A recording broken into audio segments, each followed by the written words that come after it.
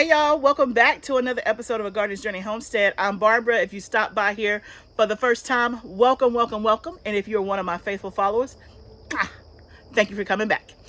So I'm in Zone 7 in the state of Tennessee, and today we're going to plant some stuff. Why? Because I see some empty spaces, y'all. That's why. I see empty spaces. So empty spaces means plant me, plant me. That's what we're going to do because I see some empty stuff. I still have some seedlings left that I need to put in the ground and all the things. So let's get to it. The first thing we're going to do is more carrots. And I'm trying to debate. We're going to interplant some carrots. So let me show you where we're going to go to interplant, and then let's decide which carrots we're going to do. Okay, so y'all, what's your favorite garden task? So if you had to, this just popped in my head. What is your favorite garden task? Are you, and I would love to know, put them down in the comments. Is it planting your garden, like where stuff is gonna go? Is it starting seeds? Is it planting? Is it harvesting? Is it pruning? Is it amending the bed? Like, what is your favorite garden task? Like, what's your top 3? What's your favorite garden task? Let me know. I think mine is definitely planting, especially if it's in a raised bed. I don't have to get on my hands and knees in the ground. But planting is probably one of my favorites. Obviously harvesting, because you see the fruit of your product. It's a toss-up between planting my garden and what's gonna go where versus, I don't know. I just come out here like it. I like to see them all every day. What do I not like? I'm not a big fan of pruning in the summertime with the tomatoes. I don't know why that just popped in my head, but it did. So let's talk about carrots. But put down below, what's your favorite garden task? I want to know what the majority is. I think that'll be fun to see what people say. And also, we got some stuff to harvest, I think.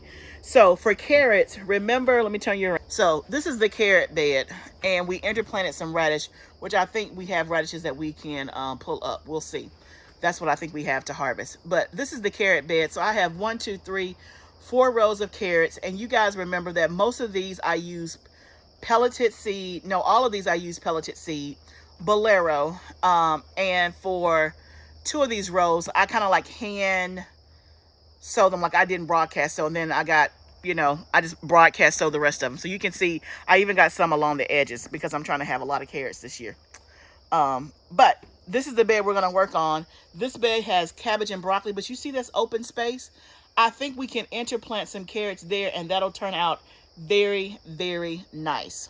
So if you're new and you don't know what interplanting is planting another crop in between some other crops for the purpose of, 1, maximizing your space, and then 2, you're going to pick a crop that you know is going to quote unquote finish and get to its maturity before the other ones, or it's going to provide like a shade.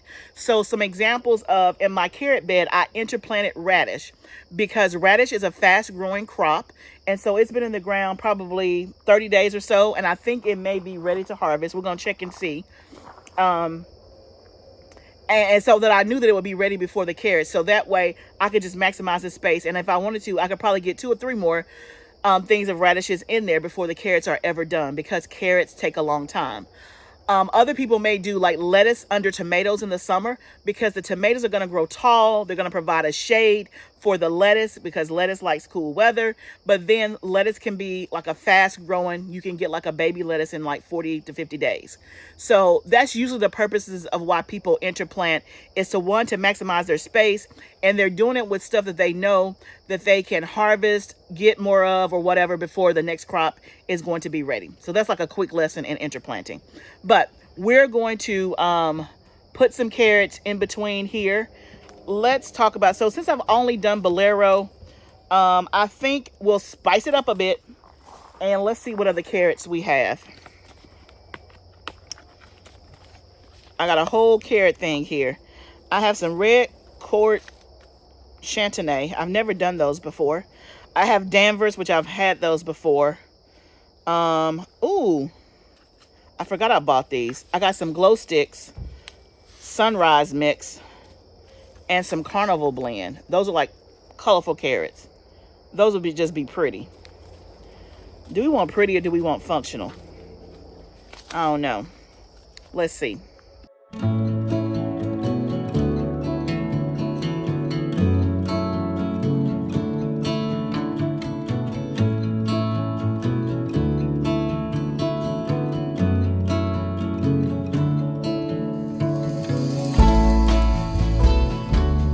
Okay, I came out here because my husband is blowing. That thing is loud, y'all already know. But I asked him to come blow, so I can't complain because he's helping me. But I figured I'd step out here so maybe you can hear me a little bit better. I ended up planting like 1, 2, 3, like 5 different kinds in just that one row. I forget that carrot seeds are so small. I remember now. My dog's right up under me. Y'all, not right now. Do y'all see this? Right. There's one. There's the other one. Literally.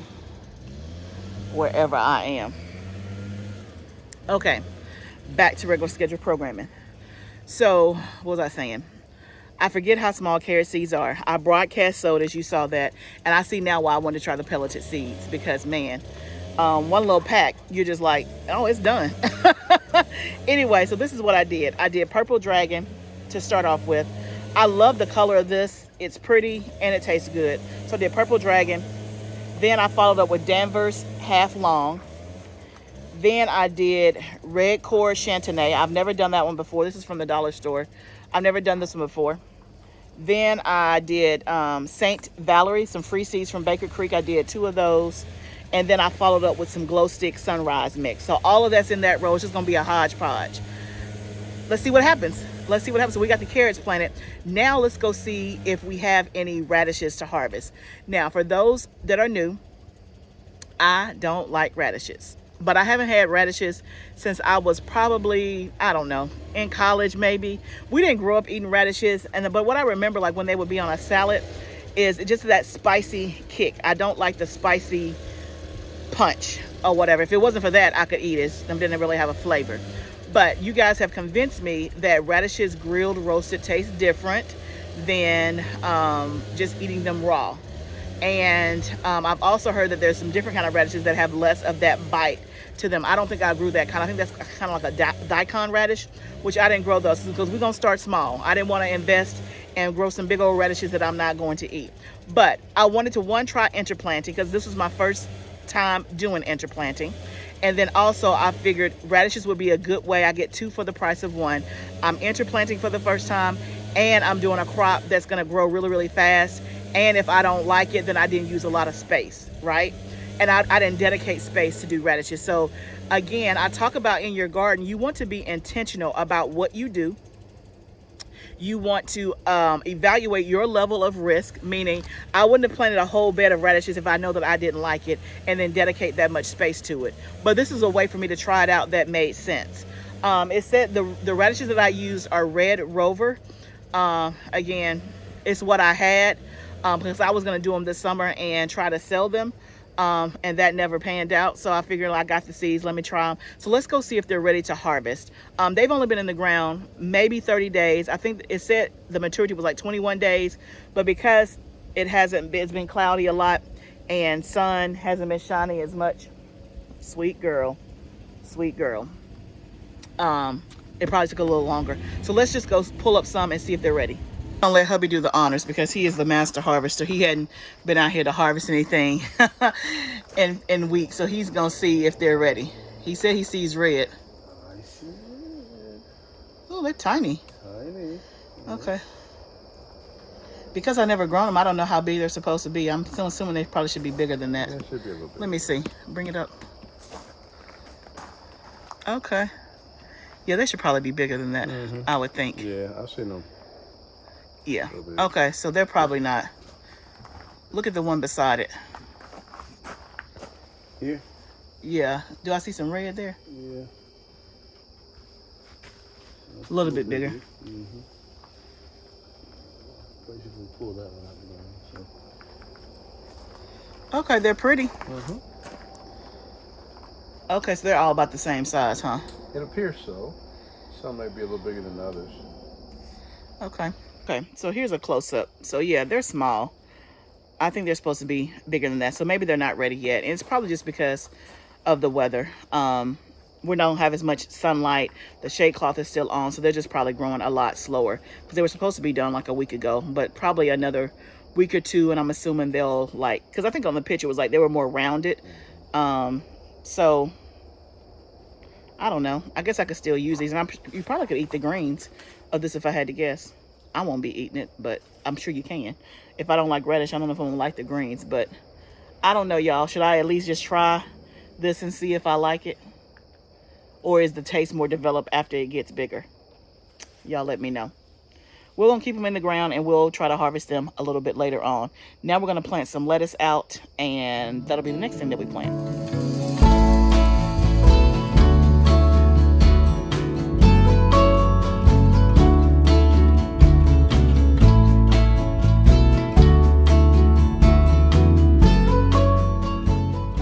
Okay, guys, so you saw me plant the lettuce. Now we're outside. Of course, it's about to get dark. Y'all know how we do. Don't act funny. You know we be out here.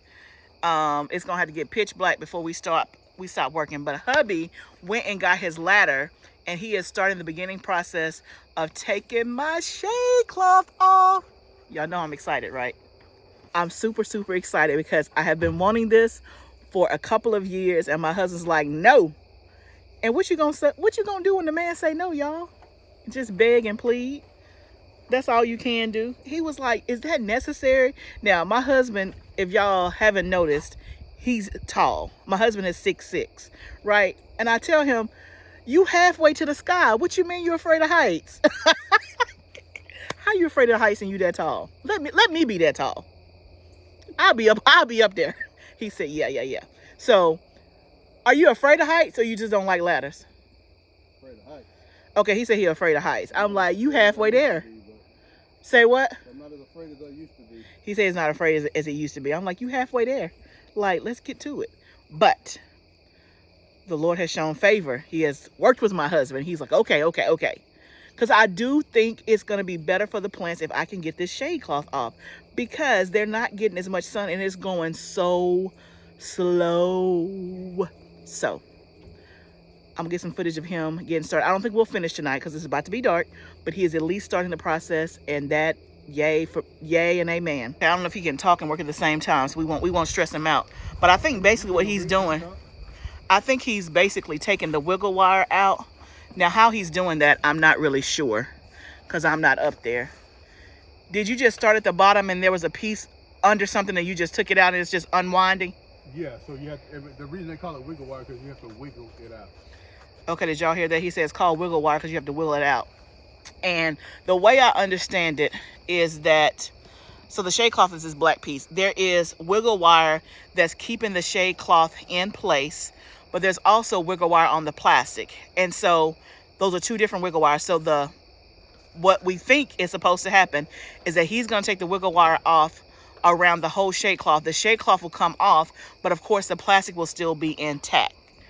That is what we're thinking. So I think this is going to be the hardest part, is the front and the back, because he has to use the ladder. The pieces on the side, obviously, you know, we can stand there and do that. Honey, you want me to do the side while you're doing that? Well, or we probably shouldn't. Yeah, let me get the top first, because once the sides come off, it's either gonna flap in the wind. Oh, okay. Yeah. So he's having to move the ladder down and down. Okay. Now while I'm yapping my mouth, I mean, I don't know if I could get up there myself. Because I'm like, man, you got to get to the... Is that an A-frame ladder? Yeah, that's an A-frame ladder. It won't move? No, it's just, I'm trying to get it to be stable. Okay, he's trying to get it to be stable. The ladder wants to rock. The ground is uneven. We don't want that.